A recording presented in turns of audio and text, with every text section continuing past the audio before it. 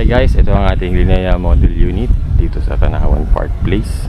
So tour ko lang kayo sa loob na itong ating model unit.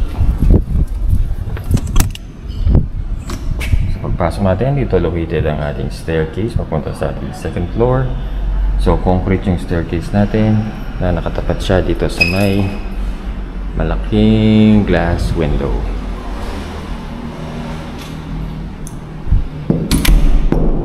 And then meron tayong flash door, tapos marami tayong mga sliding window. And ito yung ating sliding glass door papunta sa ating carport. So kung mapapansin nyo, maliwanag yung loob na itong unit dahil malalaki nga yung pintana natin and hindi ganun kainit. And ganoon din yung sliding door natin. So dito naman located under nating staircase, dito located yung ating toilet and bath. Okay. Dito located ang ating kitchen area. Meron tayong counter dito. And then ito naman yung space ng ating kitchen area. So upon turnover, bare type po, meaning wala tayong paint and walang tiles. Dito located ang ating back area.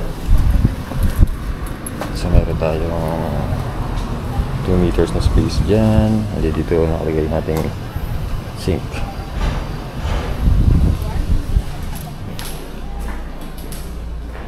Balik tayo sa taas.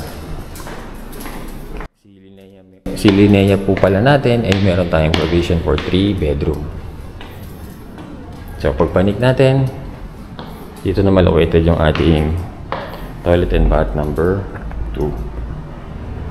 Tapos ito naka-fitted yung ating shower. So naka-tiles na rin po yan, kagaya nung sa baba. Hindi lang natin mapakita kasi nakasara. And then wala tayong ceiling upon turnover, pero may mga nakabang po mga switches and outlet. Dito rin po sa taas meron tayong mga sliding window.